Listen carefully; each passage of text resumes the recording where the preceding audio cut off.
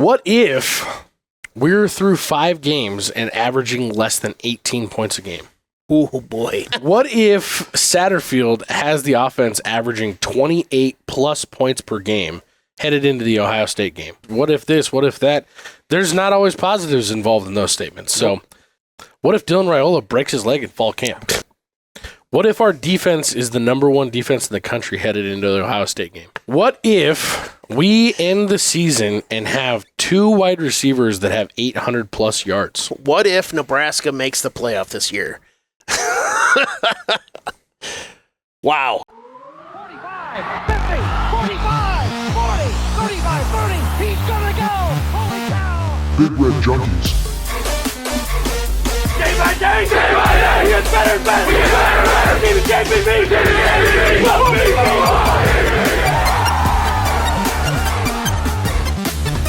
Oh, man, woman, and child, he just turned this stadium inside out.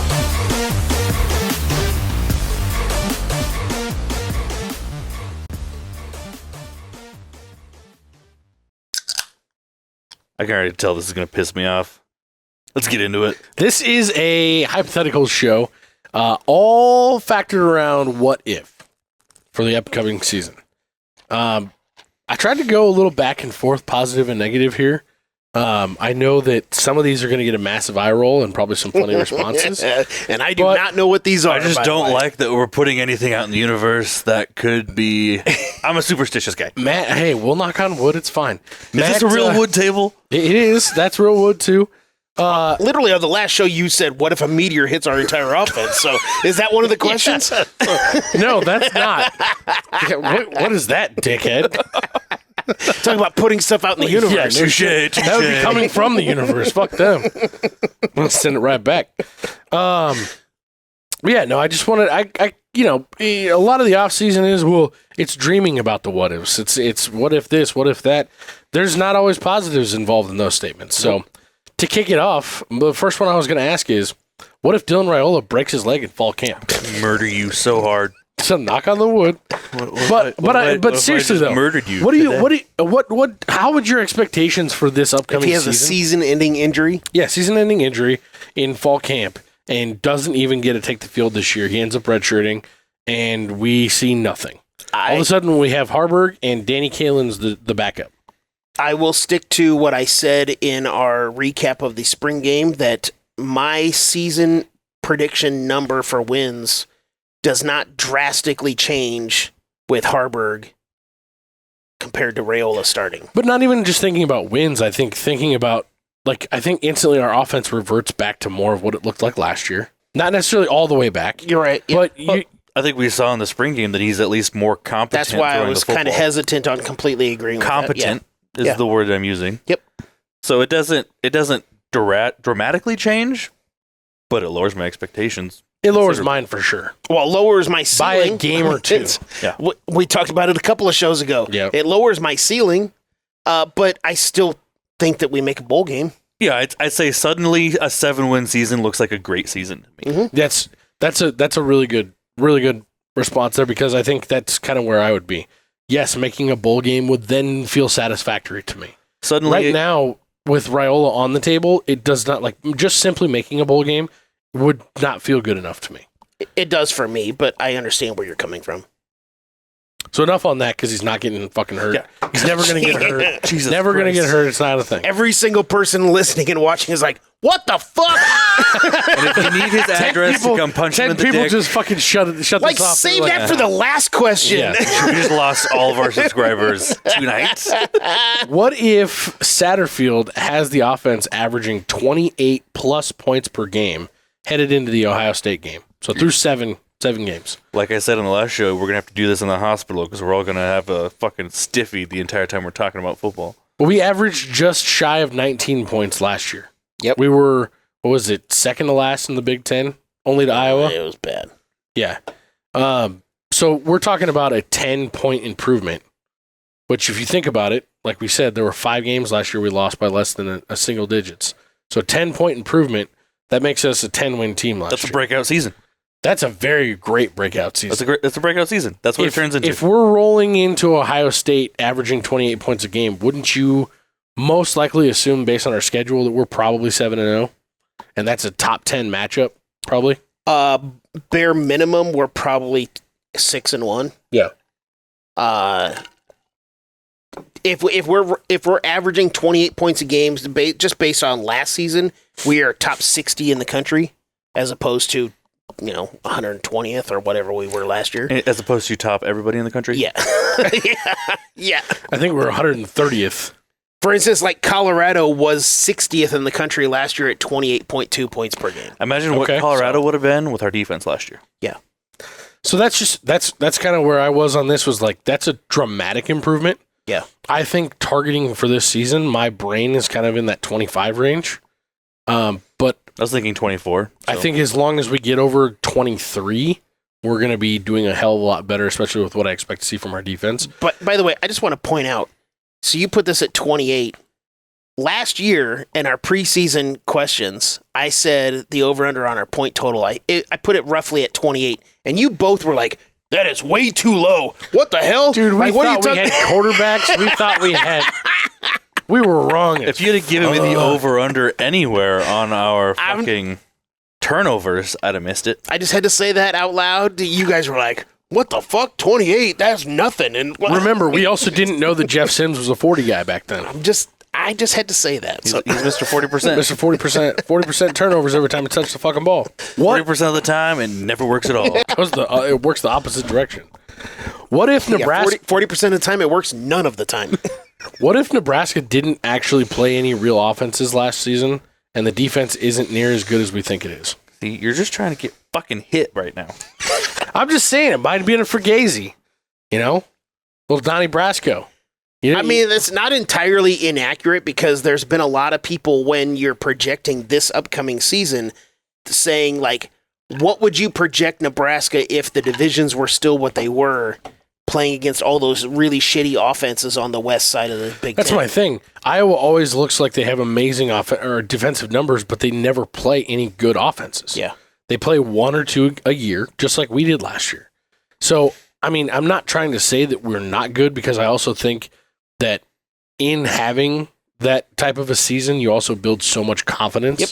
And confidence is half the battle when it comes, especially to college kids. Yeah, especially with players this young. Yes. So, I mean, just imagine if Mr. 40% had fucking any confidence at all left by the end of the season. Maybe he would have been like 38%. You never know. So that was kind of where I was going with that, was just, I don't know, what happens if we score 35 points a game and we don't need the defense to be as amazing as it was? Will they be? Well, I mean, we talked about it in between shows about USC. If there's been people, we talked about Joel Klatt previously, where he was going over his preseason top 25, at least currently, and he talked about USC saying, they changed defensive coordinators. If he's just remotely competent with USC's offense, or at least the history of a Lincoln Riley USC offense, then they're going to be actually at least decent. Not great by any means or anything else like that, but at least serviceable and a good program. It's kind of the same concept. Like, if you have a high-profile offense and your defense is at least tolerable, and granted, the big difference is being tolerable in the Pac-12 compared to being tolerable in the Big Ten are completely different conversations. Especially the mega Big Ten that we have now. Exactly. The really Big Ten. Yeah. the huge 10. Yeah. I do think that there is going to be regression on the defense this year as far as just stats go. That doesn't mean that our defense is going to be as good. It's just more of the offenses that we're playing. It's going to bring us down. We're still going to be a really good defense. I don't even think that we have to necessarily to be expect fair, to see... this is not an expectations. This is a what if. No, this is a what if. You're right. But I'm saying in this particular instance, I think because of the offenses that we're going to play this year compared to last year, we could statistically take a step backwards and still be a better defense than we were last year. I completely I think agree. we will be better, but stats-wise, rankings-wise, That's when you're why- looking at those end-of-year numbers, it might not look quite as pretty. But I think we'll still be more dominant than we were last year. Yeah, so this what if is kind of a it's whatever to me. No, but for me, like, I think They'd a have lot to of be people... really bad to make that big of a difference. I think a lot of people just see a stat and a number a ranking. Yeah. And they just assign it, well, we were top 10 defense. That means if we're not a top 10 defense this year, then we suck. That's not true. Unfortunately, that's how people are going to think. But that's kind of why I'm throwing this out. But I agree there. with you. So those people also thought we could fire Bo Pelini when he won 9 games. So, well, it's a different world back then. That Bo Pelini type team would be a fringe playoff team every other year. So, yeah. Thanks, guys. what if that question? What if Bo Pelini was still I don't here? want to talk Like, about it. for instance, Florida State's defense was really fucking good last year. Like, some would say that they were like. They also put three defensive players in the top 2 rounds of the draft. And last year, as far as total defense, Florida State ranked 28th. Yeah. Like, if you watched that defense, they were much better than very a good. 28 ranking. Especially the defensive line. Yeah. Oof. So, like I said, A lot of it comes down to how much time you spend on the field. too many people look at the ranking number and think that is the end-all, be-all. Florida State was a much better defense than a 28th ranked total defensive number. And see, that's another thing that you just made the comment that a lot of it has to do with how much time you spend on the field.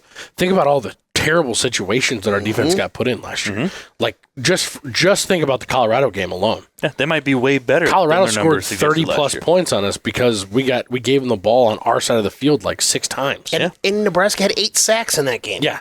So lost. So when By a lot. So when you really think about it, like we got some pretty shitty stats on our own just because of how bad the offense was last year. Yeah. If we have an offense that can sustain 10, 12 play drives and score touchdowns and give our defense a half a quarter off, I don't even. There's going to be dudes that are going to be sitting there at the end of the game like, Coach, I didn't even sweat. Can I go run? Yep. What if Dylan Raiola doesn't throw a pick through his first 10 touchdown passes of this season? If he doesn't throw a pick, but he's still playing the whole time, and he passes as well as we think he can, I think he's possibly a Heisman candidate. Well, no, he said through the first 10 touchdowns. So 10 touchdowns. So I'm I assuming heard 10 games, Mike. No, 10 touchdowns. So I'm assuming 1/3 of the first. Let's just say 5 completely games. changes the First- question to first me. 3 Sorry, to 5 I misheard games. you. First 3 to 5 games, him getting to 10 touchdowns without throwing a pick. I was just going 2 per game. so Keep in just 5. mind that we only had one quarterback that didn't have a negative touchdown to interception ratio last year, and it was Harburg with 7-7.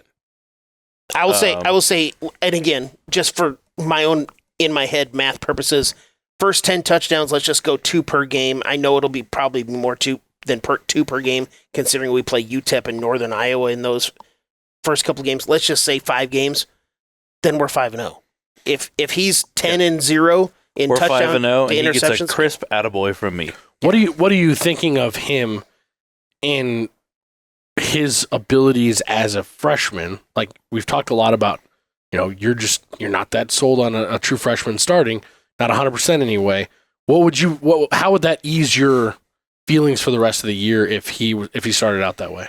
I wouldn't do a whole lot because too many people have just say that these first 7 games are easy and our schedule That's and blah, fair. blah. That's so fair. It's really not going to change a whole lot because if my baseline is what you, and I'm not saying you guys, but just in a general if you're saying those first 7 games are easy, specifically the first 4 or 5 games are easy, should I really prop him up on a pedestal if he's playing really well?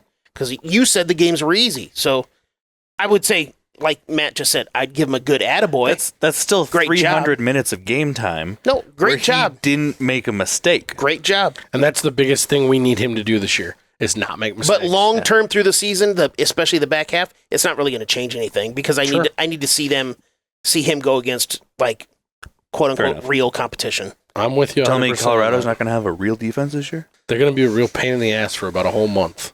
That's my assumption. Just in my ears. I just hope Big News Just in stays my away ears. from I think ESPN feels a little sheepish after last year and how much hype they gave them. They didn't even go cover their spring game this year. Their spring game wasn't even televised. that. Womp womp. What if we're through 5 games and averaging less than 18 points a game? Oh boy. That puts us the games on the schedule. I'd say I'm really mad at you for jinxing our quarterback and just making him so you're break his there. leg. Just so you're there, that would mean we've played UTEP, Colorado, Northern Illinois, and Purdue. Then we are 3-2. We're 3-2, And there's rioting in averaging the under streets. 18 points a game. And I would have to imagine at 3-2 with under 18 points a game, the defense is playing really well. Yeah. I mean 3-2 at the most. Yeah. We could be 2-3. If we're under 18 points a game, our quarterback's injured. That's it. Fair. What if our defense is the number one defense in the country headed into the Ohio State game? Here's my first eye roll, but I'm just saying. no, you're fine. You're When fine. you look at our schedule, We got that far down the list for you to roll your eyes the first time? You did, but UTEP, Colorado. Colorado's going to have a dynamic offense. But outside of that, UTEP, Colorado, Northern Iowa, Illinois, Purdue, Rutgers, Indiana. None of those are dynamic offenses. We don't know what Indiana's going to look like. I do really maybe. like Rutgers this year, actually. But They're not a dynamic offense. no, They're that's not not going what I to said. score a ton I of just mean points. they're- I'm saying if you're looking at a number one scoring defense in the country, I should have prefaced that. Yep. Number one scoring defense in the country headed into Ohio State. honestly, when you say number one defense, I always just go scoring. But I get what. That's fine. Yeah, What do you? That's why I wrote it. because scoring is the most important. Yes. So what are your thoughts heading into Ohio State? Because at that point, if we're the number one defense in the country, we're probably being considerably hyped up. Probably ranked top 15, I would guess. Well, yeah, because we haven't lost a game. Probably also 6-1 or 7-0. If we're the number one scoring defense in the country after 7 games, we are 7-0.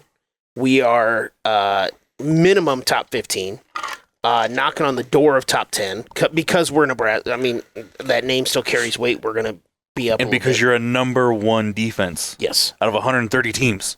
and then you go into that Ohio State. Honestly, the hype around it will be a lot like when Mike Riley started. What was that, 6 or 7-0, Yeah. and then went into Wisconsin, and everybody was like, "This feels really good," but at the same time, we haven't played anybody, and we'll see. That's honestly, And we got a Swift Dick King. that's literally what it will end up being like. That's how it will feel for me. It will feel just like that year with Mike Riley starting 7-0, fair. being a top 10 team, going at Wisconsin, and everybody saying, "But you haven't played anybody." That's how I will feel. Fair. If we get through Colorado and we're still a number one defense, that has a little weight to me. Well, I just feel like after the Colorado game, if we're able to hold them under 21 points, that's going to be a pretty good sign to me that our defense is going to be super stout. I mean, if we have to turn that game into a shootout to win, that's going to signal that we're going to have a little more struggle this year. I don't think they would have scored the points they did last year if it wasn't for the turnovers and That's fair. the shit That's the absolutely shit fair. offense that we put out there. The thing is, if our defense is going to be what we hope it will be, we could allow 30 to 35 against Colorado, and then the next week against Northern Iowa only allow 7, and Yeah. that average will Or make nothing. it. Yes. That average will make up for whatever. You're right. but You're 100% right. I feel like that I get we're your point. not I gonna just had to give say them- that Yeah, for- we're not going to give them the ball like we did last Yeah. year. The other thing too is Colorado was living so high. We talked about how confidence affects you. They were living so high on the confidence and all Of the the TCU all game. the excitement and the hoopla and the camaraderie that was going on just in Boulder as a whole. Hoopla is a really good way to describe that. You were seeing Circus? everything. Yeah, it was a fucking circus. That's Well, it turned out probably to a be better way, circus. but it looked like a fucking Is it because amazing. of all the clowns? where's that? Bump. Yeah. Do we even still have that? I don't know. There it There is. you go. What if we end the season and have 2 wide receivers that have 800 plus yards? Fucking awesome. It's been a little while since we've had a receiver go over 800 yards. That means that we have a quarterback that threw for over 3,000 yards. Okay. Which we talk about in our freshman QB stats. Like, we kind of expect him to be somewhere between 2,500 and 3,500 yards. Yeah, that means Well, either we were all pretty much below 3,000, but Sure. that means we either had 2 receivers that caught all the balls, or we had a quarterback that had an amazing fucking year. yeah. That's kind of where I was with that, is a quarterback that had an amazing fucking year. Because we're not going to just throw the ball this year. We're not going to throw 80 passes a game. No, I agree with you on that. Nobody's going to throw 80 passes a game. Yeah, we're not Texas But- Tech with Mike Leach. Yeah. They didn't even get to 80 passes a game. They got 50. close. They got 50 a lot. But I They were mean, up to 70 a lot, but I mean, if you look at it, and if Jalen Lloyd catches 1 ball for 40 plus a game and 2 other balls in those games, he's going to have close to 80 to 100 yards every single game out there, as long as he's healthy. If he catches 1 over the top. And then, that he was one of the guys that I had in mind for this. And then you throw out there either Nayor or Banks, who Banks was over 800 yards last year by himself. Mhm. And he's just a high point possession guy who falls to the ground. He doesn't even run with it. I don't know. You start getting over the top of that much, and you're going to start seeing us run the ball a lot more because those lanes are going to be open. There's going to be a balance. I think we're going to be in a close 45-55 type ratio. In order to see two receivers get to that 800 mark, you had a lights out year for your quarterback. Yeah, I think 3,000 yards. High completion percentage, high yardage, the whole thing. So I will tell you, when do you? Oh, I guess that happened that year too. The last time we had two receivers over 800 yards was Adrian's first year. It's happened here? Yeah. It happened actually 2 years in a row, 2017 under Tanner Lee and Adrian Martinez, 2018. So 2018, we had J.D. Spielman at 818 and Stanley Morgan at 1,004. 2017, we had J.D. Spielman at 830 and Stanley Morgan at 986. And see, I look at our wide receiver. So 2017, Tanner Lee had 3,300 passing yards, and I guess it was as a team. Tanner Lee didn't, but as a team in 2018, Adrian's first year, we had just barely under 3,000 yards. We had 2,966. So that's why I said if we have two guys over 800 yards, I believe that I guess I would say Dylan Raiola as a whole, but we have over 3,000 passing yards. Yeah. No, And you list those guys off, and I think about the talent in our wide receiver room right now. Yeah. I think we have more talent than both of those. Like, Stanley Morgan was good, not great. I think we have probably 4 NFL wide receivers in that room right now, barring injury. I mean, hell, I'm going even further. 2021, it was close. We had Toure at 898 and Austin Allen. I guess you said receivers. Are you including tight ends? I'll take tight ends too. Okay. Austin Allen had 602. I mean, again, it's not 800. It's far away from 800. If we see a tight end with over 800 yards receiving this year, I'm going to shit my pants. Yeah. Hey, Fedoni, if you're going to move them off of your last spot they will be way up higher, and I will submit a public apology. If Faboni hands find some skin to put on his fingers, he could easily go for 800 yards. I don't know about easily. And again, in 2021, with the Toure and Allen having the 800 and 600, we had 3,197 passing yards. So that's why, I mean, I didn't know this until I started looking it up, but when you said... Those are good stats, though, and that's what makes me feel like I almost went with 1,000. Setting it at the 800-yard mark seemed plausible. It seems more plausible. Well, also, when the fact that I said it happened at this year, you were like, it's happened here before? Like, you put it at that number thinking it's never happened. I thought 600 would be something that's happened recently. Yeah. But 800, no, I didn't think it had happened at least any time recently. I was kind of surprised that it's happened this recently too. So, and if I was gonna guess, I would guess like Callahan era would like have been a Joe Gans type. Yeah. Zach Taylor. For some reason, I was thinking Tommy Armstrong, but yeah. What if Nebraska makes the playoff this year? Again, second eye roll. Taking my pants. Hey, I'm impressed. Out of 8 questions, you only eye rolled twice. That's pretty fucking good. I expected eye roll on at least half of these. Might be a new record. If you want to talk about the table moving, if we make the fucking playoff, like Jesus Christ. Chad might have a heart attack and fucking die. So on Adam Carriker's... I'm old, that won't take much. Adam Carriker just put out a show this morning. So whenever this is out, I think this isn't coming out for like 3 weeks. So sorry, this was probably 3 weeks ago. But Adam Carriker did a show with Connor Faden from Corn Craze, and he talked about he alluded to the fact that he had been told either directly or through somebody that knew and was definitely in the know that Matt Rhule has every intention of being here for a very long time. I would believe that. This it's no longer a pipe dream or a wish and a hope that this isn't just a jumping off point for him to resurrect his career. Hit that pipe or no pipe button.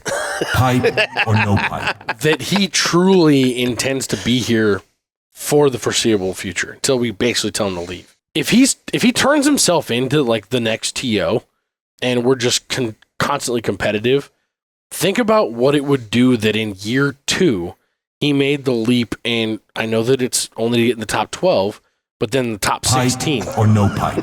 Top 16 is what you need next year. Well, we don't know that for sure yet, but it's for 2 years for the top 12. Being a perennial fringe playoff team instantly leaps you over what Pelini did, even though he was a 9-10 win guy. instantly leaps you over that and puts you right in that conversation going into year 3.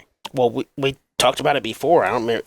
I mean, we've talked so much that I don't remember if it was on this one, on some of these what ifs, or on our previous show.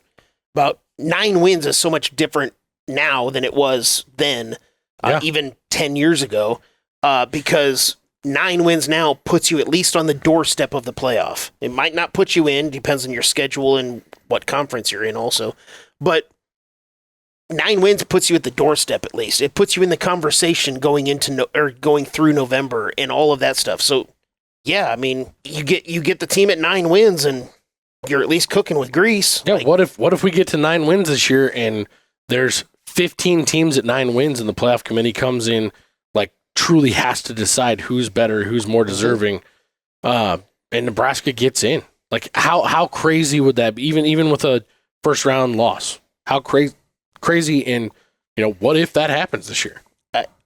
So what if Nebraska makes the playoff this year? Wow, like Rioting in the streets of Lincoln is what happens. Yeah, You can't act like we won the fucking national championship people will. because They would you act got like the they playoff. haven't been there before because anybody under 30 really hasn't. fair. The reason why people will is because we have a true freshman stud starting quarterback. Do we know we have Yeah, they're locked going to up be for at celebrating the future. Yes. Yeah. That's really what it will be. It's not about celebrating this year. It's celebrating what we're going to do, in your mind. Unless you win the yeah. Natty, in which case you're celebrating this year. So give me one more here. One more what if. What if that happens? What are we doing this time next year sitting here talking about? How does You that won't see my hands, I can tell you that. how does your outlook, like, we don't know what the schedule is obviously, but what would your outlook then be? Like, how would that change your ceiling looking at next year? Because I have to imagine if your ceiling going on from 5 wins last year to this year, you've said it several times, your ceiling is 8 wins. Of right if now. we won 9 games this year and we're a fringe playoff team, got into the playoffs somehow, how does that change? Like, what does that set your ceiling at? Just think about it, hypothetical. Mm-hmm. What does that set your ceiling at this time next year, looking at the future, looking at year 2 of Dylan Raiola, no longer being a true freshman? Like, the questions are answered at that point. Yes, we've got some rebuilding to do on the defensive side, but the way that they're loading up this defense, I don't feel like we're going to really miss a beat when some of these guys take off. How would that make you feel confidence-wise about a preseason ranking in the top 15 for Nebraska? I know you're pointing this at Jed, but it would make me feel hard. Sorry. I wasn't just pointing it at Jed. So That's my whole. that's That's his my whole analysis. answer. No, that's it would everything. make me feel hard. So of the 2025, just quick look at what our season schedule is. We'd have Michigan, we'd have USC, Penn State, and we'd have UCLA. I don't know how good they're going to end up being. Michigan's also going to continue to get worse. I believe so, but we'll find Also, out. But fuck Michigan. yes, 100%. I would say if we were to make the playoff, or at least be a fringe playoff team with a true freshman quarterback coming into his second year, and we've already been told that we are going into the way we are recruiting, the way that all of these recruiting analysts were talking to the guys that came in for the spring game. One of the first things that they said when asked, "How was your visit?" one of the first responses was Dylan Raiola. Like, something about Dylan Raiola, being able to play with Dylan Raiola. I mean, like, he's the magnet that Drawing everything. this program is using to bring in players. And you have more of that. Ceiling-wise, I'd say 11 wins. Especially looking at the schedule. Yeah. 2 toughest teams on the schedule are Michigan and Penn State, maybe USC, depending on what they do this year. I'd still put USC up there just because, Yeah. I mean, it's still USC. But yeah. UCLA don't know what they're going to build to. I don't believe in Deshaun Foster, but whatever. Nobody really Yeah, who knows. knows? But that's wild to me, Jed, thinking right now today, 8 wins is our ceiling this year. but that would make him think 11. But next that, year. Like but you're asking me that based on somebody after clearing my ceiling. Yeah. So yes, that's based on if us they're a making the fringe playoff, I get it. playoff team, your expectations only go up. They have to go up. You're talking about a team that burst through the ceiling that I have for this year. So of course I'm going to go higher. Keep on. Our next year's schedule actually. What are looks you, real Rob nice. Gronkowski from the roast? Yeah, no where he shit. was doing that whole like. I was thinking 22 Jump Street. Oh yeah. You're right. Boy, oh We're just boy. gonna burst through those ceilings. You just keep on bursting through the ceiling. If you've got a good what if you've got a good answer to any of these questions that I had, other than telling me to fuck myself for a couple of them, drop it in the comments. We'd love to hear drop from you. him to go fuck himself. Or saying that Jed is being way too negative because I hear that all the fucking time too. So whatever. We heard some positive stuff out of you here. And like I said, the fact that you only eye rolled at me twice, impressive as shit. Like, subscribe, follow. We love you. And this may be the most unbelievable night in Cornhusker football history.